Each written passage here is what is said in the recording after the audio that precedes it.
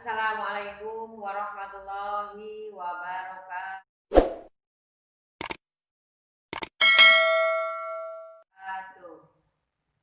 Innal hamdalillah wa syukru ala ni'amillah awala bi nikmati imani wal islam wa bi nikmati sehat wal afiyah. Sholli wa usallimu ala nabiyil mursalah wa ala alihi wa ashabihi wa mawala wa man tabi'ahu bi ihsani illa yaumil qiyamah.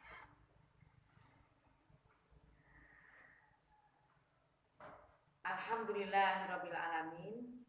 Pada kesempatan ini saya bisa bertemu kembali di dalam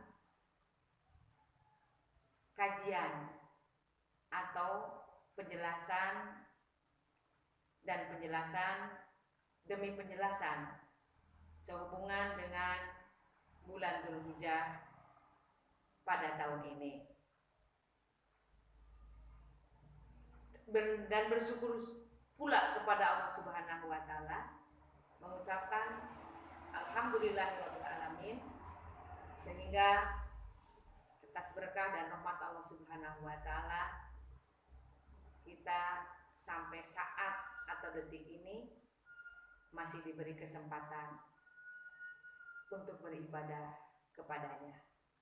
Sholawat dan salam Allah Subhanahu wa taala tetap limpah curahkan kepada baginda Habibana wa Nabiyana Muhammad sallallahu alaihi wasallam, dan kepada keluarga, kepada sahabat, tabi'in dan tabi'at, sehingga sampailah kepada kita semua.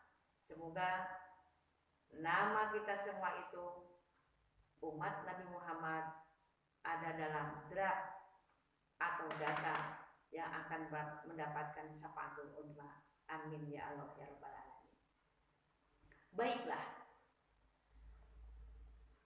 kita sudah paham persis, karena setiap tahun pun umat muslimin wal muslimat di seantero jagat raya ini atau di dunia ini tentunya tidak asing lagi dan tidak aneh bagi kita yang namanya Aid atau hari raya atau lebaran.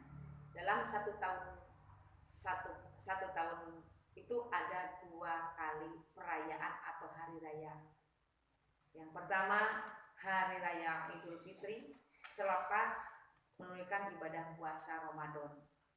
Yang kedua, hari raya Idul Adha, ya hari raya kurban juga. Hadirin yang berbahagia, muslimin wal muslimat, untuk mewujudkan kesenangan dan kemenangan atas dasar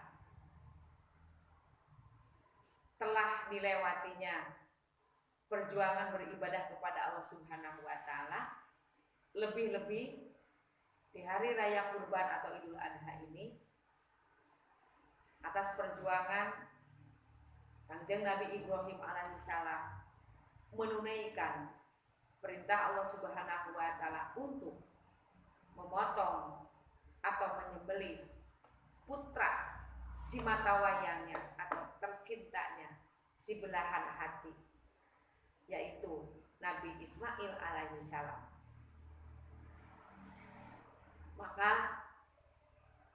atas kesanggupannya dan atas penghambaannya kepada Allah Subhanahu wa taala, apapun yang diperintahkan oleh Allah, tetap walaupun dengan berat hati, merasa berat dan merasa sedih, tapi tetap atas dasar perjuangannya Nabi Ibrahim tetap melaksanakan perintah Allah Subhanahu wa taala.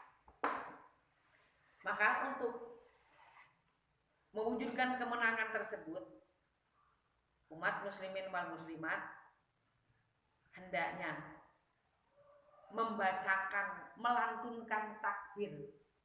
Yang pertama, Allahu Akbar, takdiman mengagungkan Allah Subhanahu wa taala. Allahu Akbar yang kedua takriman, memuliakan Nabi Ibrahim alaihissalam atas dasar keteguhan hatinya untuk menghambakan diri kepada Allah dan keikhlasannya untuk memotong mengorbankan putranya. Walaupun pada ending di akhir korban tersebut ditebus oleh atau digantikan oleh hewan kibas yang berasal dari surga. Hadirin yang berbahagia, adapun bacaan takbir yang berbunyi atau kalimatnya yang seperti ini, Allahu Akbar, Allahu Akbar, Allahu Akbar, la ilaha illallah, Allahu Akbar, Allahu Akbar, walillahil hamd. Kalimat itu tidak sulit untuk dihafalkan. Insya Allah semua kita paham dan hafal. Hanya perlu kita tahu dan paham kalimat yang tadi kita baca yang disebut takbiran itu, ya, itu terdiri daripada 3 sumber atau narasumber. Yang pertama, sumbernya dari malaikat Jibril. Ketika itu Jibril diperintahkan oleh Allah Subhanahu wa taala untuk menggantikan Nabi Ismail dengan kibas dari surga. Ternyata kedapatan Nabi Ibrahim pada saat itu telah